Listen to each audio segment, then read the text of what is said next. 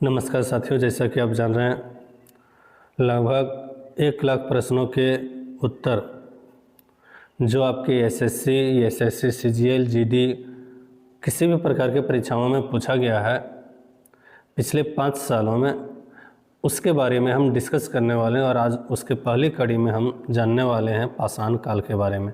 ये इतिहास का पहला भाग पाषाण काल। प्राचीन इतिहास में सबसे पहले जो हमको पढ़ना होता है वो होता है पाषाण काल। तो हम जानेंगे पाषाण काल से कौन कौन क्वेश्चन अभी पूछे जा रहे हैं, पूछे जा चुके हैं और उसका आंसर क्या है। तो अगर आप चैनल पर नए हैं, चैनल को ज़रूर सब्सक्राइब करें और आप इसे अपने दोस्तों के साथ भी शेयर करें।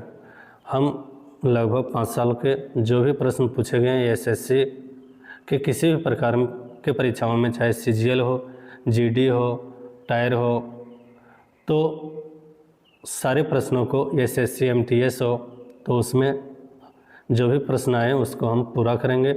और ये आपके लिए किसी भी प्रकार के परीक्षाओं के लिए बहुत ही उपयोगी है। आइए देखते हैं आज का पहला प्रश्न। पहला प्रश्न में है भीमबेटका पूरा पाषाण काल एक प्रसिद्ध स्थल भारत के किस राज्य में स्थित है। तो भीमबेटका किस राज्य में है? सही आंसर है इसका मध्य प्रदेश। सही आंसर क्या है? मध्य प्रदेश। भीमबेटका पूरा पाषाण काल का एक प्रसिद्ध स्थल है जो भारत के मध्य प्रदेश राज्य के रायसेन जिला का नाम याद रखना, रायसेन जिले। यहाँ के चित्र भारतीय उपमहाद्वीप में मानव जीवन के प्राचीनतम चिन्ह है, मतलब सबसे पहला जो चिन्ह है वो वहाँ पर है। कब इसके बारे में खोज किया गया तो उसको भी थोड़ा हम जान लेते हैं। यहाँ के चित्र में भारतीय उपमहाद्वीप के प्राचीनतम चिन्ह है। इनकी खोज 1957-58 में डॉक्टर विष्णुधर वाकनकर द्वारा की गई थी। इसे वर्ष 2003 में यूनेस्को द्वारा विश्व धरोहर स्थल घोषित किया गया। तो भीमबेटका को विश्व धरोहर स्थल भी घोषित किया गया है। अगला प्रश्न आइए देखते हैं, प्रश्न संख्या 2। प्रश्न संख्या 2 में प्राचीन भारतीय इतिहास के किस काल में मिट्टी के बर्तनों का पता लगाया गया था। तो किस काल में मिट्टी के बर्तन बनते थे और उसका पता लगाया गया था। ये कब पूछा है? सो देखिए एसएससी जेई इलेक्ट्रिकल में 9/10/2023 को पूछा है और एसएससी सिलेक्शन पोस्ट 11 में 28/6/2023 को पूछा गया है। तो इसका सही आंसर है नवपाषाण काल। सही आंसर क्या है? नवपाषाण काल। तो प्राचीन भारतीय इतिहास के नवपाषाण काल में मिट्टी के बर्तनों का पता लगाया गया था। मिट्टी के बर्तनों का पहला प्रमाण मेहरगढ़ नवपाषाण स्थल है जो कि अब पाकिस्तान में है। तो मेहरगढ़ में उसके प्रमाण मिले हैं और मेहरगढ़ कहाँ है? पाकिस्तान में। तो क्वेश्चन अगर उल्टा के थोड़ा दे दिया जाए, नवपाषाण काल में किस जगह से मिट्टी के बर्तनों के बारे में पता चला है, पता लगाया गया था, तो आंसर में याद रखना उसका मेहरगढ़ होगा। मेहरगढ़ कहाँ है? पाकिस्तान में है।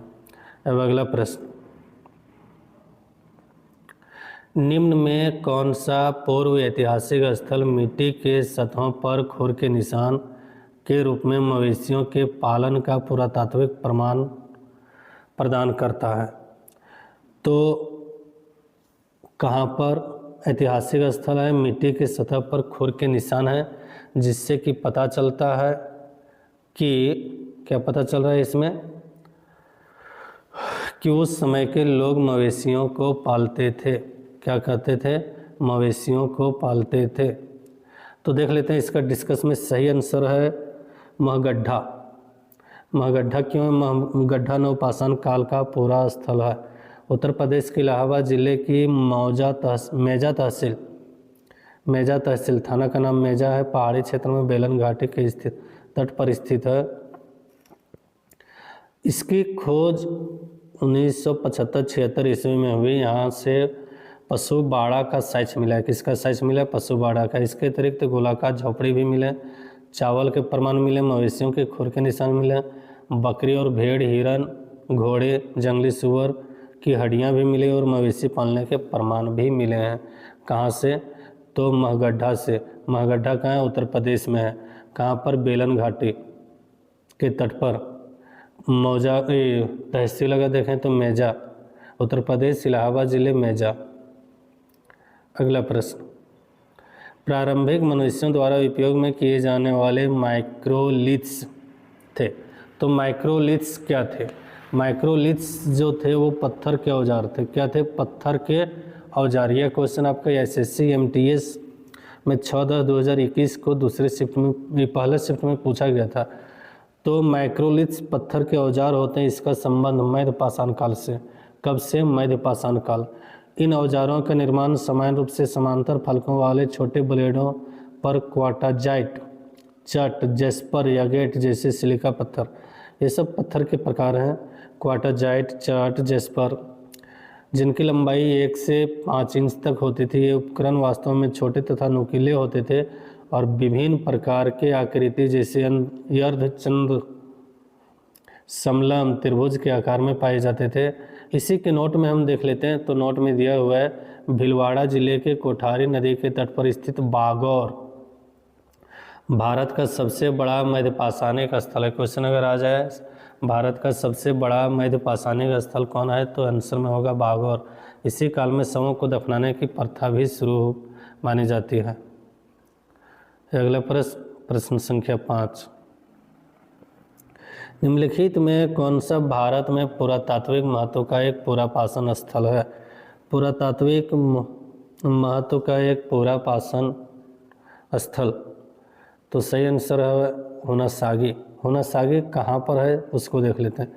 हुनासागी कर्नाटक राज्य में स्थित एक प्रारंभिक पुरापाषाण स्थल है। हुनासागी के पुरापाषाण उपकरण चूना पत्थर, बलुआ पत्थर, क्वार्टाजाइट, डोलोराइट, चट जैसे विभिन्न पत्थरों से बना हुआ है। बुर्ज होम जो कि जम्मू कश्मीर में, मेहरगढ़ बलूचिस्तान पाकिस्तान में है, और चिरांद सारण बिहार में नवपाषाण कालीन ज्ञात स्थल है। ये सब नवपाषाण काल का है, लेकिन ये प्रारंभिक पुरापाषाण स्थल है। कौन? हुनासागी। कहाँ पर है? कर्नाटक राज्य में है। सेल्ट, सेल्ट क्या है? जो कि नवपाषाणिक है। सेल्ट एक नवपाषाणिक है। तो क्या है सेल्ट? सेल्ट एक उपकरण है। क्या है? उपकरण। पुरापाषाण काल के विपरीत इस अवधि में लोगों ने पॉलिश किए गए पत्थर और औजारों और कुल्हाड़ियों का प्रयोग करना शुरू किया गया था, जिसे सेल्ट कहा जाता है। तो पुरापाषाण काल के विपरीत में नवपाषाण काल में जो कुल्हाड़ियाँ थे, औजार थे, उसको पॉलिश करना सीख गया था, और जो पॉलिश करने वाले औजार होते थे, पॉलिश किए हुए औजार होते थे, उसको सेल्ट कहा जाता था। अगला प्रश्न, प्रागैतिहासिक काल के पहले युग को क्या कहा जाता है? प्रागैतिहासिक काल के पहले युग को क्या कहा जाता है? तो सबसे पहला जो युग है उसको पुरापाषाण काल कहा जाता है, फिर मध्य पाषाण काल, फिर और नवपाषाण काल। तीनों पाषाण काल को याद रखना, पहले पुरापाषाण काल, फिर मध्य पाषाण काल और फिर नवपाषाण काल। तो पुरापाषाण काल प्रारंभिक युग का वह समय है जब मानव ने पत्थर के औजार बनाना सबसे पहले प्रारंभ किया। यह काल 25 लाख वर्ष पूर्व से लेकर 3,00,000 वर्ष पूर्व तक माना जाता है। इस दौरान मानव इतिहास में 99% विकास हुआ। इस काल के मध्य पाषाण युग का प्रारंभ हुआ जब मानव ने पशुपालन शुरू किया। भारत में पुरापाषाण काल के अवशेष तमिलनाडु के पलवरम, बदमदुरी, यतीर, पक्का, मध्य प्रदेश के भीमबेटका, छत्तीसगढ़ के रायगढ़ जिले के सिंघावल में मिलते हैं। इस काल को जलवायु परिवर्तन तथा उस समय के पत्थर के हथियारों और औजारों के प्रकार के आधार पर निम्न भाग में विभाजित किया जाता है। देखिए यहाँ पर भी जो पुरापाषाण काल को विभाजित किया वो 3 भाग में विभाजित किया है। पहला है निम्न पुरापाषाण काल, दूसरा है मध्य पुरापाषाण काल और तीसरा है उच्च पुरापाषाण काल। अगर आप इस तरह से इतिहास को पूरा पढ़ लेंगे तो उम्मीद है आपका किसी भी प्रकार के परीक्षाओं में इतिहास से संबंधित कोई भी प्रश्न नहीं छूटेंगे। तो वीडियो के अंत तक बने रहें और आप इसे अपने दोस्तों के साथ शेयर करें। अगला प्रश्न है, निम्नलिखित में किस पुरातात्विक स्थल पर गर्त आवासों का प्रमाण है? गर्त आवास, गर्त का मतलब होता है नीचे ज़मीन में जो घर बनाए जाते हैं, जिसको अभी कहते हैं अंडरग्राउंड होम। तो गर्त आवास का प्रमाण कहाँ से मिला है? तो सही आंसर है ब्रुज होम। कहाँ से मिला है? ब्रुज होम। ब्रुज होम नवपाषाणिक युग पुरातात्विक महत्व वाला जम्मू कश्मीर राज्य का ऐतिहासिक स्थल है। कहाँ के हैं ये? तो जम्मू कश्मीर राज्य का ऐतिहासिक स्थल है। यहाँ पर कई प्राचीन भूमिगत गर्त आवास मिले, मतलब भूमि के अंदर घर मिले हुए हैं। बुर्ज होम के मालिक के मर जाने पर उसके शव को पालतू कुत्ते के साथ ही दफनाया जाता था। एक चीज़ और जो भूमिगत आवास मिले हैं कहाँ पर, बुर्ज होम में, तो वहाँ पर जो पालतू कुत्ते होते थे उसके साथ में ही जो आदमी मर जाता था मालिक, उसको दफनाया जाता था। अगला प्रश्न, मेहरगढ़ नवपाषाण काल की बस्ती पाकिस्तान के किस प्रांत में है? तो सही आंसर है इसका मेहरगढ़ किस प्रांत में, तो बलूचिस्तान प्रांत में है। किस प्रांत में? बलूचिस्तान प्रांत में। ये प्रश्न आपका एसएससी सीपीओ एसआई में 23/11/2020 को दूसरी शिफ्ट में पूछा गया था। तो मेहरगढ़ पुरातात्विक दृष्टि से एक महत्वपूर्ण स्थान है जहाँ नवपाषाण युग के बहुत सारे अवशेष मिले हैं और यह स्थान वर्तमान में बलूचिस्तान पाकिस्तान का बोलन नदी के किनारे स्थित है। यहाँ की प्राचीनतम कृषि और पशुपालन संबंधी भी साक्ष्य मिले हैं। कौन नदी के किनारे? बोलन नदी के किनारे। क्वेश्चन ये होगा मेहरगढ़ किस नदी के किनारे स्थित? तो बोलन नदी। कहाँ पर है ये? बलूचिस्तान में है। और किस पाषाण युग के अवशेष मिलते हैं? तो नवपाषाण युग के अवशेष वहाँ पर मिलते हैं। अगला प्रश्न, पुरातात्विक स्थल इनाम गांव कहाँ पर स्थित है? पुरातात्विक स्थल इनाम गांव कहाँ पर स्थित है? तो इसका सही आंसर है डी नंबर, महाराष्ट्र में। तो ईमान गांव जो स्थित है वो कहाँ पर है? महाराष्ट्र राज्य में। यह भीमा नदी के सहायक नदी घोड़ के तट पर स्थित है। भीमा नदी है उसके एक सहायक नदी है घोड़, उसी के तट पर स्थित है। यह ताम्रपाषाणिक संस्कृति से जुड़ा हुआ स्थल है। ताम्र मतलब काय से? योगिन संस्कृति का जुड़ा हुआ स्थल है। इनाम गांव के लोगों का मुख्य पेशा कृषि था, उसमें उसका मुख्य पेशा कृषि था। जानवरों का दूध और मांस, जानवरों को दूध और मांस के लिए ही पाला जाता था। अगला प्रश्न, पुरातत्व स्थल कोलडीवा कहाँ स्थित है? कोलडीवा, तो कोलडीवा कहाँ स्थित है? सही आंसर है उत्तर प्रदेश। उत्तर प्रदेश नवपाषाण काल के सर्वप्रथम खदानों में व्यवस्थित कृषि प्रारंभ हुई तथा गेहूँ मनुष्यों ने जौ और गेहूँ की वन्य किस्मों को इस समय उपजाया था। भारतीय उपमहाद्वीप में कोलडीवा तथा मेहरगढ़ दो नवपाषाणिक कालीन बस्तियां थी जहां से चावल और गेहूं के प्रमाण मिलते हैं। तो मेहरगढ़ फिर से हम देख लेते हैं, बलूचिस्तान में, और कोलडीवा जो है कहाँ पर है? उत्तर प्रदेश, भारत में। ये दोनों जगह से क्या चीज़ के साक्ष्य मिले? गेहूं के और चावल के साक्ष्य मिले हैं। कोलडीवा अगर देखें तो भारत के उत्तर प्रदेश का एक पुरातात्विक स्थल है। इलाहाबाद प्रयागराज में स्थित है। कोलडीवा एकमात्र ऐसा नवपाषाणिक स्थल है जहाँ 6000 ईस्वी पूर्व धान की खेती किए जाने के प्रमाण मिले। कितना साल ईस्वी पूर्व? 6000 ईस्वी साल। अगर क्वेश्चन आ जाए कोलडीवा में कितने वर्ष पूर्व धान की खेती के प्रमाण मिले हैं, तो आंसर में याद रखना 6000 साल पहले।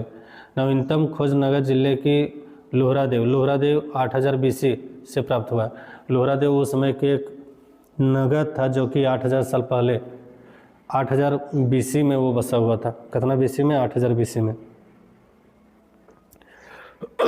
अगला प्रश्न, निम्नलिखित में से किस प्रागैतिहासिक भारतीय स्थल को होमो इरेक्टस मानव की खोपड़ी पाई गई? तो कहाँ से होमो इरेक्टस मानव खोपड़ी पाया गया है? तो सही आंसर है हथनौरा। सही आंसर क्या है? हथनौरा। हथनौरा कहाँ है उसके बारे में भी जानेंगे। तो हथनौरा से क्या मिला है? होमो इरेक्टस, जो कि प्रागैतिहासिक भारतीय स्थल है, वहाँ से होमो इरेक्टस मानव की खोपड़ी पाए गए हैं। होमो इरेक्टस मानव आज के मानव से थोड़ा सा अंतर था, उसमें जो है सो उसका मानव का जो खोपड़ी होता था बंदर से कुछ मिलता जुलता था, बहुत ज़्यादा विकास नहीं हुआ था। तो प्रागैतिहासिक काल में मानव सभ्यता के विकास का इतिहास है जो पुरातात्विक साक्ष्यों पर आधारित है। हथनौरा मध्य प्रदेश। हथनौरा कहाँ है? तो भारत के मध्य प्रदेश के नर्मदा घाटी में एक गांव है। यह भारतीय स्थल पर होमो इरेक्टस मानव की खोपड़ी पाई गई है। नर्मदा घाटी के जीवाश्म में हाथी, घोड़े, दरियाई घोड़ा, जंगली भैंसा के जीवाश्मों के साथ होशंगाबाद जिले से के हथनौरा में 5 दिसंबर 1982 को 70,000 वर्ष पूर्व मानव के कपाल अवशेष डॉक्टर यरुण सोनकिया ने प्राप्त किया। किसने प्राप्त किया? डॉक्टर यरुण सोनकिया ने। कहाँ से? तो अभी हम बताएं हथनौरा से। कहाँ पर स्थित है? मध्य प्रदेश के नर्मदा घाटी में ये गांव है। कब खुदाई हुआ इसका? 5 दिसंबर 1982 को। तो ये जो मानव खोपड़ी है होमो इरेक्टस कितना साल पुराना है? तो 70,000 साल पुराना है। कितना साल पुराना? 70,000 साल पुराना है। अगला प्रश्न, निम्नलिखित में किस स्थान पर पुरातत्वविदों को 5 जंगली कुत्तों और 12 सींगों के अवशेष प्राप्त हुए? पुरातत्वविदों को 5 जंगली कुत्तों और 12 सींगों के अवशेष प्राप्त हुए हैं। तो सही आंसर इसका है बुर्जहोम। कहाँ से मिला है? बुर्जहोम से। क्या मिला है बुर्जहोम से? देख लेते हैं। जम्मू कश्मीर का एक पुरातात्विक महत्व वाला प्रमुख ऐतिहासिक स्थल है बुर्जहोम में नवपाषाण युग की सभ्यता का पता चला है और वहाँ पर जंगली कुत्तों और 12 सींगों के सींग का अवशेष प्राप्त हुए हैं। अगला प्रश्न, जारवे कल्चर एक चालकोलिथिक पुरातात्विक स्थल था जो वर्तमान समय में किस भारतीय राज्य में है? तो सही आंसर है महाराष्ट्र। कहाँ पर है? महाराष्ट्र में। कौन? जारवे कल्चर चालकोलिथिक पुरातात्विक स्थल है ये। कैसा? चालकोलिथिक पुरातात्विक स्थल। जारवे संस्कृति ताम्रपाषाण कालीन संस्कृति है। एन देशपांडे ने इस संस्कृति की खोज की थी। जारवे महाराष्ट्र राज्य के अहमदनगर जिले के गोदावरी नदी की सहायक नदी परवरा के तट पर स्थित एक गांव का पुरातात्विक स्थल है। तो महाराष्ट्र राज्य के अहमदनगर जिले में गोदावरी नदी की एक सहायक नदी है परवरा, तो वहीं पर वो स्थान मिला हुआ है जहाँ पर जारवे संस्कृति के अवशेष प्राप्त हुए हैं। जारवे संस्कृति मुख्य रूप से पश्चिम महाराष्ट्र में विकसित हुआ।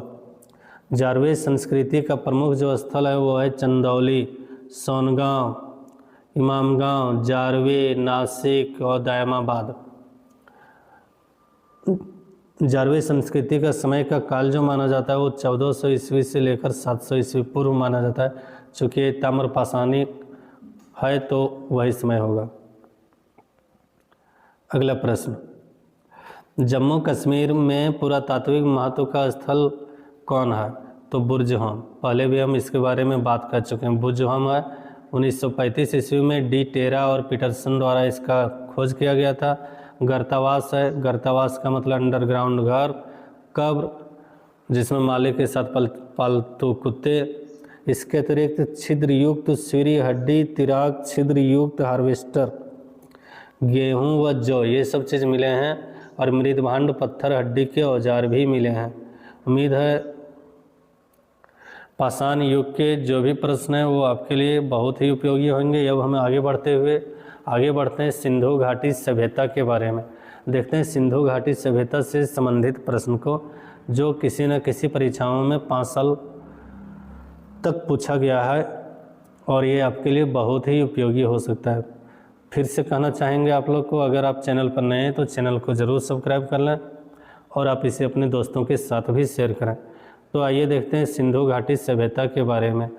तो आज का पहला प्रश्न, सिंधु घाटी सभ्यता का पहला प्रश्न, और ये 16वां प्रश्न है जो हम 1 लाख प्रश्नों का सीरीज लेकर चले हैं। उनमें से सिंधु घाटी सभ्यता के निम्नलिखित में किस शहर के बंदरगाह पाया गया है? तो बंदरगाह कहाँ पर पाया गया है? तो लोथल में। लोथल सिंधु घाटी सभ्यता का महत्वपूर्ण बंदरगाह स्थल था। गुजरात के अहमदाबाद जिले के भोगवा नदी किनारे स्थित था। कहाँ पर? भोगवा नदी किनारे। ये भोगवा नदी कहाँ है? गुजरात के अहमदाबाद जिले में। यहाँ से वृत्ताकार तथा चौकोर अग्नि वेदिका भी मिले हैं। वृत्ताकार का मतलब वृत्त के आकार में और चौकोर का मतलब आयताकार, जिसको हम लोग कहते हैं, या वर्गाकार, उस प्रकार के। चावल के दाने भी मिले हैं। सिंधु घाटी सभ्यता के जो प्रमुख बंदरगाह था वो था लोथल, रंगपुर, सुरकोटदा, प्रभास पाटन, जो कि पश्चिमी एशिया से व्यापार का प्रमुख स्थल था। चन्हुदड़ो पाकिस्तान के सिंध प्रांत मोहनजोदड़ो से 130 किलोमीटर दक्षिण में स्थित है। धौलागिरी गुजरात के कच्छ जिले और कालीबंगा राजस्थान के हनुमानगढ़ जिले में स्थित है। तो अगर देखें सिंधु घाटी सभ्यता के प्रमुख बंदरगाह, तो 1 नंबर में तो लोथल है। ये तो भारत के गुजरात के अहमदाबाद जिले में है। दूसरा है रंगपुर, तीसरा है सुरकोटदा, तीसरा है प्रभास पाटन, ये सब है। तो इसका व्यापार कहाँ से होता था? एशिया के यानी देशों से होता था। चुनहद्रो जो है वो पाकिस्तान के सिंध प्रांत में, ये मोहनजोदड़ो से 130 किलोमीटर दक्षिण में स्थित है। धौलागिरी गुजरात के कच्छ जिले और कालीबंगा राजस्थान के हनुमानगढ़ जिले में स्थित है। अगला प्रश्न हम देखते हैं। 1948 में अर्नेस्ट मैके ने उल्लेख किया कि हड़प्पा शहर लोथल में जल निकास व्यवस्था के लिए नालियों को खाली जगह ईंटों से बनाया जाता था। तो कैसे ईंटों से बनाया जाता था? तो पक्की ईंटों से बनाया जाता था। ये किसने घोषणा की थी? अर्नेस्ट मैके ने उल्लेख किया था। हड़प्पा शहर में जो नालियाँ होती थी, लोथल में जल निकास की व्यवस्था के लिए जो नालियों को पक्की ईंट से बनाया गया था। नक्काशीदार ईंटों का भी प्रयोग के साक्ष्य मिले हैं और ये नक्काशीदार ईंट कहाँ से मिल रहा है? कालीबंगा से मिल रहा है। अगला प्रश्न, प्रश्न नंबर 18। सिंधु घाटी सभ्यता के निम्नलिखित में किस स्थल में द ग्रेट बाथ विशाल स्नानागार पाया गया था?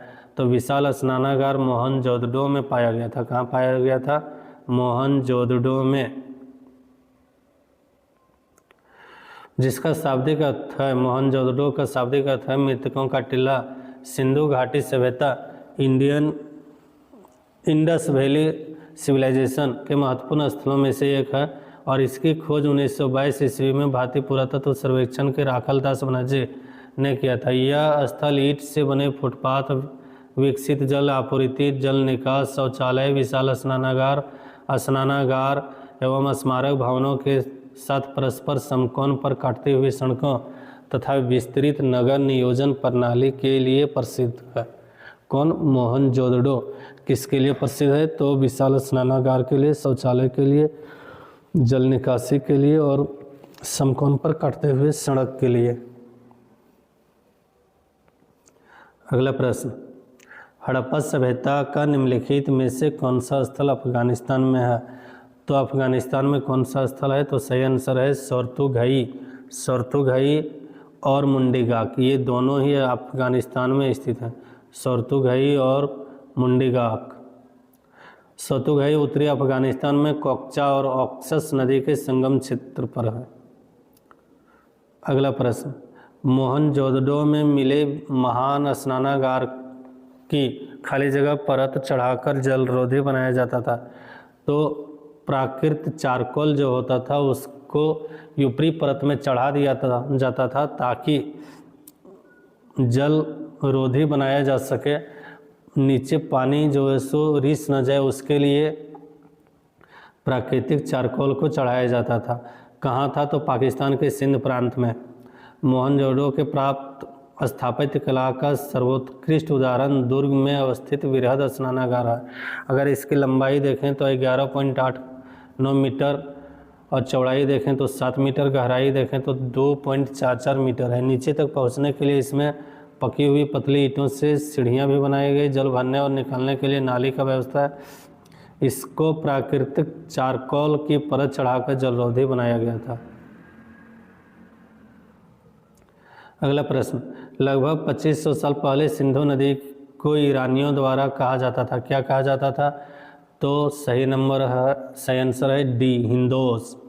सिंधु नदी तिब्बत के मानसरोवर झील के निकट चेमयुंगडुंग ग्लेशियर से निकलकर भारत के केंद्र शासित प्रदेश लद्दाख, पहले ये केंद्र शासित प्रदेश नहीं था, जम्मू कश्मीर का ही हिस्सा था, तो अब हो गया केंद्र शासित प्रदेश लद्दाख के 2 जिले लेह और कारगिल में प्रवेश करते हैं।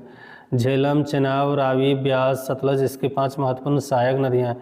प्राचीन ग्रंथों में यह नदी सिंधु के नाम से वर्णित है। प्राचीन ग्रंथ में इस नदी को क्या कहा जाता था? सिंधु। और लगभग 2500 वर्ष पहले ईरान के लोग इसे हिंदू, यूनानी ग्रीक लोग इसको इंडस कहते थे। अगला प्रश्न, देमाबाद नामक प्रागैतिहासिक स्थल निम्न में किस राज्य में स्थित है? कौन? देमाबाद नामक प्राचीन स्थल जो है प्रागैतिहासिक स्थल कहाँ पर है? तो सही आंसर होगा महाराष्ट्र। महाराष्ट्र में कहाँ पर है उसको देख लेते हैं। महाराष्ट्र राज्य में स्थित है। यह स्थल गोदावरी की सहायक नदियाँ परवरा, पहले भी हम बताए थे, परवरा के बाएं तट पर स्थित है और इसकी जो खोज की है वो B.P. बोपरदीकर ने किया है। किसने? B.P. बोपरदीकर ने। अगला प्रश्न, हड़प्पा सभ्यता के निम्नलिखित स्थलों में कौन सा स्थल पाकिस्तान में स्थित नहीं है? तो पाकिस्तान में स्थित कौन सा स्थल नहीं है? तो सुरुतगई। सुरुतगई कहाँ है उसको हम देखते हैं। सुरुतगई जो है उसके बारे में जानते हैं। हड़प्पा सभ्यता के 2350 ईस्वी पूर्व दक्षिण एशिया के पश्चिम भाग में फैली हुई थी, जो वर्तमान में पाकिस्तान तथा पश्चिमी भारत के नाम से जाना जाता था। भारतीय पुरातत्व विभाग के द्वारा किए गए सिंधु घाटी उत्खनन से प्राप्त अवशेषों से हड़प्पा तथा मोहनजोदड़ो जैसे 2 प्राचीन नगरों की खोज हुई। ज्ञात हो कि कोटदीजी, बालाकोट, चुन्हदडो नामक हड़प्पा स्थल पाकिस्तान में है, जबकि सुरुतगई ये कहाँ पर है? अफ़गानिस्तान में है। और अफ़गानिस्तान में एक और जगह का नाम बताए थे, उसको आपको कमेंट में बतानी है वो कौन सा स्थान है। अगला प्रश्न, कौन सा शहर हड़प्पा सभ्यता से संबंधित है? इसमें कौन सा शहर हड़प्पा सभ्यता से संबंधित है? तो सही आंसर होगा सी नंबर धौलागिरी। सही आंसर क्या होगा? C number Dhaulagiri. तो धौलागिरी हड़प्पा सभ्यता से संबंधित स्थल है। इसकी खोज 1968 ईस्वी में पुरातत्वविद जगपति जोशी के द्वारा किया गया था। यह स्थल 3 भागों में विभक्त होने के साथ अपने उन्नत जल प्रबंध के लिए प्रसिद्ध है। उन्नत जल प्रबंध के लिए कौन? धौलागिरी। हाल ही में यूनेस्को ने गुजरात के धौलागिरी शहर को 40वें विश्व धरोहर स्थल भारत के 40वें विश्व धरोहर स्थल के रूप में घोषित किया गया है। 25वां प्रश्न, हड़प्पा सभ्यता के लोगों को वर्तमान राजस्थान वाले क्षेत्र में कौन सी धातु मिली थी? तो राजस्थान वाले क्षेत्र में कौन सी धातु मिली थी? तो तांबा मिली थी। कौन धातु? तांबा। तो राजस्थान के अरावली की पहाड़ियों में बसा खेतड़ी हजारों साल से तांबा उत्खनन का केंद्र रहा है। खेतड़ी आज से नहीं, हजारों साल से। सिंधु घाटी सभ्यता में 2350 ईसा पूर्व जब ताम्र पाषाण युग की शुरुआत हुई, तब भी यहाँ से तांबा प्राप्त होता था। सिंधु घाटी सभ्यता के लोग कांसे, तांबे, चांदी, सोने से परिचित थे, लेकिन लोहे के बारे में उस समय नहीं जानता था। तो राजस्थान के अरावली पहाड़ियों में खेतड़ी जो है वहाँ पर तांबा आज से नहीं, हजारों साल पहले से उत्खनन हो रहा है। 26वां प्रश्न, हड़प्पा सभ्यता में खुदाई से टेराकोटा हल मॉडल कहाँ मिले थे? तो टेराकोटा हल का जो मॉडल है वो बनवाली से मिला है। कहाँ से मिला है? बनवाली से मिला है। बनवाली अगर देखें तो हड़प्पा स्थल टेराकोटा से हल प्राप्त हुआ था। यह हरियाणा के हिसार जिले में, बनवाली कहाँ है? हरियाणा के हिसार जिले में स्थित है। रंगोई नदी के तट पर स्थित है और इसका उत्खनन 1973-74 में यार एस बिष्ट के द्वारा करवाया गया था। किसके द्वारा? तो यार एस बिष्ट के द्वारा करवाया गया था। 27वां प्रश्न, निम्नलिखित में से किसने 1990 ईस्वी में धोलावीरा की खुदाई शुरू की थी? धोलावीरा की खुदाई किसने शुरू की थी? तो सही आंसर है इसका यार एस बिष्ट ने। किसने? यार एस बिष्ट ने। कब खुदाई किया? तो 1967-68 से लेकर 1990-91 के दौरान इसका उत्खनन करवाया गया। ये किस प्रकार की संस्कृति से संबंधित है? तो हड़प्पा संस्कृति से संबंधित है। अगला प्रश्न, धौलावीरा और लोथल के प्राचीन हड़प्पा बस्तियां वर्तमान भारतीय राज्य किस राज्य में स्थित है? तो धौलावीरा अगर बात करें तो ये गुजरात में स्थित है। कहाँ पर स्थित है? गुजरात में। ये कच्छ रण में स्थित है। कहाँ पर स्थित है? कच्छ रण में, जिसकी खोज 1968 ईस्वी में जगपत जोशी के द्वारा किया गया। जबकि लोथल जो एक बंदरगाह स्थल है जो गुजरात के खंबात की खाड़ी में स्थित है, ये भोगवा नदी के किनारे है और इसकी खोज जो है रंगनाथ राव ने वर्ष 1951 में किया था। तो धौलावीरा का खोज 1968 ईस्वी में जगपत जोशी ने और रंगनाथ राव ने किसका? लोथल का खोज किया था। अगला प्रश्न, हड़प्पा स्थल में हल रेखाओं के निशान खोजे गए थे। कहाँ पर? तो कालीबंगा में। जुते हुए खेत के भी सैच मिले हैं कालीबंगा में। अगर देखें तो राजस्थान के घग्गर नदी पर स्थित है। इस स्थल की खोज अगर देखें तो बीबी लाल और बी के थापर ने की थी। किसने? बीबी लाल और बी के थापर ने किसकी खोज? कालीबंगा के, जहाँ पर जुते हुए खेत के प्रमाण मिले हैं। हड़प्पा कालीन स्थल यह जिसका निचला शहर भी रक्षा प्राचीर दीवारों से घिरा हुआ था। कालीबंगा में अग्नि पूजा की भी प्रथा थी। किसकी प्रथा थी? अग्नि पूजा की। और हम आज का ये अंतिम प्रश्न देखेंगे। बहुत ज़्यादा लंबा वीडियो हम नहीं बनाने वाले हैं, बस आधा घंटा के। तो आप पर डे अगर इसमें जो है जुड़े रहेंगे, चूँकि हम रोज़ाना इसका एक जो सीरीज़ लेकर आए हैं तो उसको हम रोज़ाना मिल के पूरा करेंगे। तो आप कल भी इसी समय पर आएँ और आप ज़रूर इसको देखें। तो आज का अंतिम प्रश्न और प्रश्न संख्या 30वां, निम्नलिखित में कौन सी मेसोपोटामिया भाषा नहीं थी?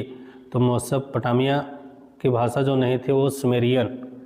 तो सुमेरियन अगर देखें तो मेसोपोटामिया सभ्यता का विकास दजला फरात नदियों के किनारे जो वर्तमान में इराक और कुवैत के क्षेत्र में था।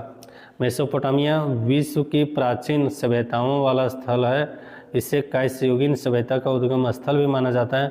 यहाँ सुमेर, यगदाद, बेबीलोन, असिया, क्या क्या है फिर से देख लेते हैं। सुमेर, यगदाद, बेबीलोन, असीरिया, ये सब साम्राज्य में अलग अलग समय में स्थापित हुए थे। एमोराइट, अलामाइट, अकाडियन, मेसोपोटामियन भाषा थी और यहाँ के लोगों का मुख्य व्यवसाय कृषि था। मेसोपोटामिया का जो प्रमुख भाषा है वो क्या है? Amorite, Elamite, Akkadian, Mesopotamian. तो इसी के साथ आज का ये क्लास समाप्त होता है। उम्मीद है आप सबको ये पसंद आई होगी और अगर पसंद आई तो आप अपने दोस्तों के साथ ज़रूर शेयर करें। धन्यवाद।